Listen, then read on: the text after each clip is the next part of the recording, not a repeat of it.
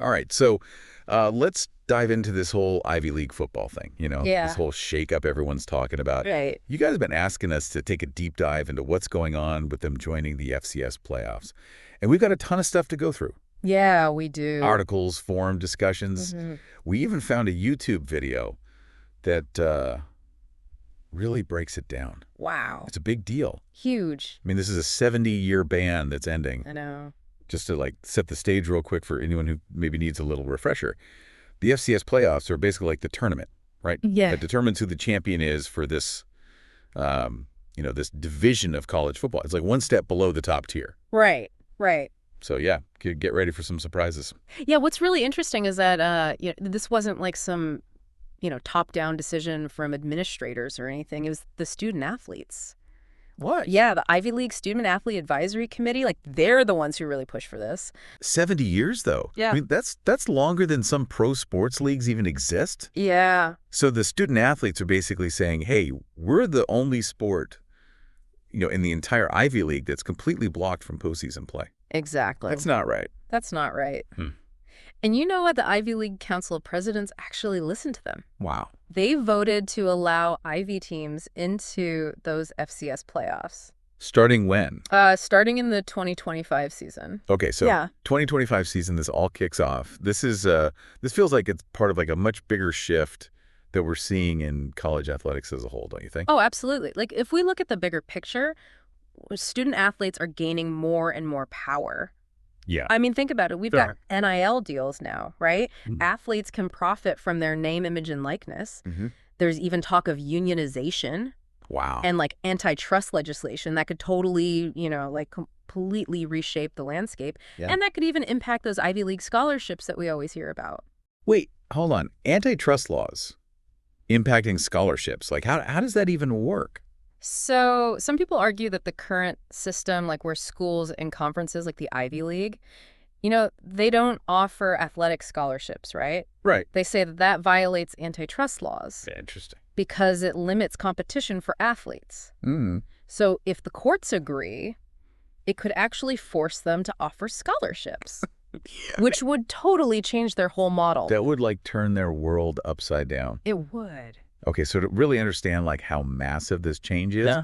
we need to go back in time a little bit, Yeah. get some historical context, because the Ivy League wasn't always absent from the big college football scene, right? Not at all. They were like pioneers. They actually helped invent the sport. Yeah. You go back to the early days of football, you'll see Ivy League teams dominating, winning national championships, producing All-Americans. It was a totally different world back then. Okay, so what happened? What led to their decline? Was it all about the scholarships, or was there something else going on? Well, it was a big factor. Okay. As football got more and more popular, other universities started offering athletic scholarships, and that really sparked an arms race. Mm. But the Ivy League, they deliberately chose a different path. Really? They decided to emphasize academics over athletic dominance, Mm. and that included not offering athletic scholarships. So while other schools are out there building these football factories, the Ivy League is we're going to build brains. Exactly. Okay. They banned athletic scholarships. They banned postseason play. Wow. And that really led to a drop in their competitiveness. And you can imagine what happened to fan interest. Yeah, I can only imagine. It wasn't pretty. Kind of ironic in a way, isn't it? They helped create the sport, Right. but then kind of intentionally stepped back from the spotlight. There's definitely an irony there. Yeah. These are institutions with incredible football history. But, some of them struggle to fill the stands these days. Really? Like Dartmouth, for example. Okay. They only averaged about 3,200 fans per game recently. Wow. 3 to 200. Picture those historic stadiums. Yeah, Practically empty. I know.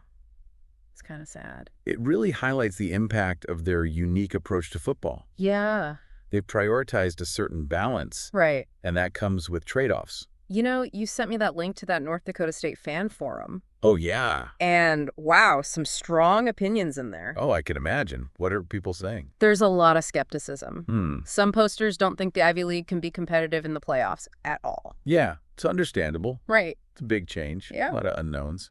But there's another side to it, too. Oh, yeah. Some fans are excited about the history and the prestige that these schools bring to the playoffs. Right. It's not every day you get to play against Harvard or Yale, you know? There's a certain allure to those names, no doubt about it. Yeah. It adds a whole different dimension to the competition. Right. It's not just about, athletic prowess anymore. It's about legacy tradition. Yeah. Okay, so speaking of, like, bold predictions, Okay. this YouTuber, you know that video you sent me? Yeah. This really got me thinking. It's a thought-provoking one for sure. Basically argues that the Ivy League have all the pieces to become a football powerhouse again. They just need to, like, put them all together. Interesting. He even suggests that they could use those NIL collectives Right? and their network of, like, wealthy alumni Yeah. to really shake things up. Now, that's an interesting thought. Right. They certainly have the resources, They do. and those NIL collectives could be a game changer. Yeah. Imagine them targeting specific recruits, Oh. bringing in top-tier coaches, Yeah. creating a program that rivals the best in the nation. It's not just about the money, though. Right. Like, the Ivy League has an academic standard to uphold. Can they really attract those top-tier athletes who also fit that mold, you know? That's the million-dollar question, isn't it? YouTuber doesn't stop there. Where does he go from there? He goes on to speculate about some Ivy League schools actually jumping back to the FDS, Really? the top tier of college football. Wow. So we're talking schools like Harvard, Yale, Yeah. Penn, Dartmouth, Princeton, potentially forming a new conference. That would be an earthquake. Right. Imagine the rivalries, the media frenzy. Yeah. It would completely reshape the landscape of college football. Okay, so let's play this out. Okay. What if the Ivy League decided to go all in on football? Wow. Embraced scholarships, Yeah. NIL deals, a tougher schedule, the whole 9 yards. That would be a dramatic shift. Yeah. A real departure from their identity for the past 70 years. Right. I mean, they've built their reputation on academic excellence, Yeah. on this more balanced approach. Right. Could they maintain that while also pursuing, this athletic dominance? It's almost like they'd become the ultimate villains in college football. Right. I don't know if I'd call them villains, Okay. but it would definitely create a compelling narrative. Right. The Davids versus Goliaths, Yeah. the intellectuals against the jocks. Yeah. It would make for some incredible storylines. Would you root for them or against them? That's a tough one. Yeah. That's like asking me to pick between, I can't even think of a good analogy. It's so unprecedented. It's unprecedented. Yeah. It really forces us to confront what we value in college athletics. Mm-hmm. Is it purely about winning championships? Yeah. Or is it about something more? Right. Is there a way to achieve both? And what about the fans? Yeah. How would they react to this Ivy League resurgence? Right. Would they embrace it or would there be a backlash? That's what makes this so fascinating. Yeah. It's not just about what happens on the field. It's Well- about the cultural impact, the debates it sparks, Yeah. the questions it raises about the role of athletics in our society. Yeah, it really is a fascinating dilemma. Yeah. I mean, on the one hand, you've got like these potential David versus Goliath matchups, right? These underdog Ivy League schools going up against these established powerhouses. Yeah. But then on the other hand, you have to wonder, like, would it change the very fabric of the Ivy League? That's the crux of it. Right. Could they really maintain that commitment to academic excellence while also going after, athletic glory? Yeah. Or would something have to give? And let's be honest, there's a certain charm to their underdog status, right? Like, it's easy to root for the team that's not supposed to win. For sure. Would we lose that if they suddenly became like a force to be reckoned with? It's a valid question. Their whole identity is built around, being different, prioritizing academics. Right. If they went all in on this win-at-all-costs mentality of, like, big-time college athletics, would they still be the Ivy League we know? Yeah. This whole conversation has really made me think about my own priorities as a sports fan. Yeah. Like, what do I value most? Yeah. Right. Is it the thrill of victory? Yeah. The underdog story? Mm-hmm. The traditions and rivalries? It's not always easy to answer those questions. And that's the beauty of sports, I think. Yeah. It's not just about the games themselves. Right. It's about the conversations they spark, the emotions they evoke, the way they reflect our own values and beliefs. All right, so let me put you on the spot. Okay.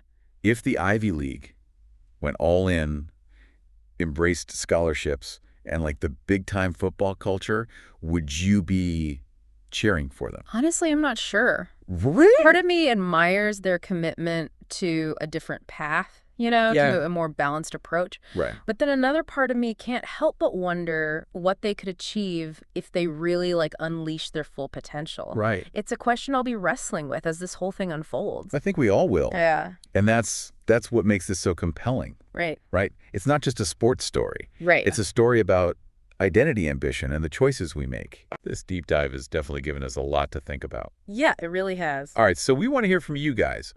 Head over to our social media pages. Let us know what you think about the Ivy League's decision to join the FCS playoffs. What do you think? Do you think they can compete? Yeah? Will they change their identity? Would you root for them or against them? Yeah, let us know. We can't wait to hear your thoughts. Until next time. Stay curious.